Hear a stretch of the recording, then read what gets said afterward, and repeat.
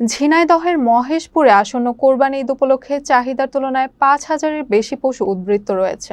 মহেশপুর প্রাণী সম্পদ বিভাগের সাম্প্রতিক জরিপ অনুযায়ী উপজেলায় মোট ৪৪,৩৬৫টি পশু প্রস্তুত রয়েছে।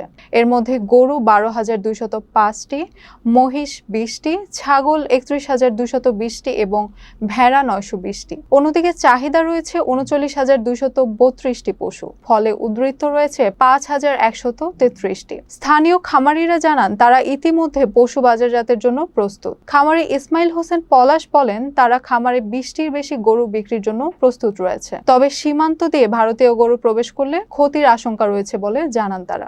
এ বিষয়ে প্রশাসনের দৃষ্টি কামনা করা হয়েছে। প্রাণী সম্পদ কর্মকর্তা ডক্টর নূর আলম জানান খামারিদের সার্বিক সহযোগিতা দেওয়া হচ্ছে এবং কোরবানিতে কোনো সংকট হবে না।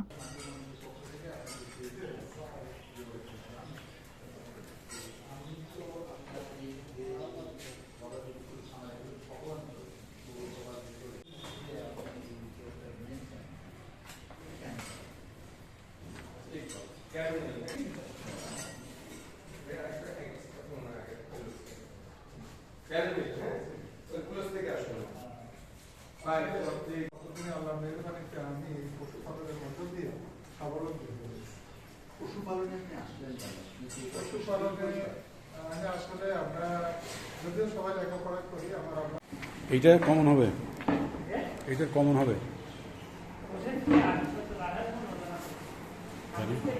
এখানে শুধু বড় গরুগুলো।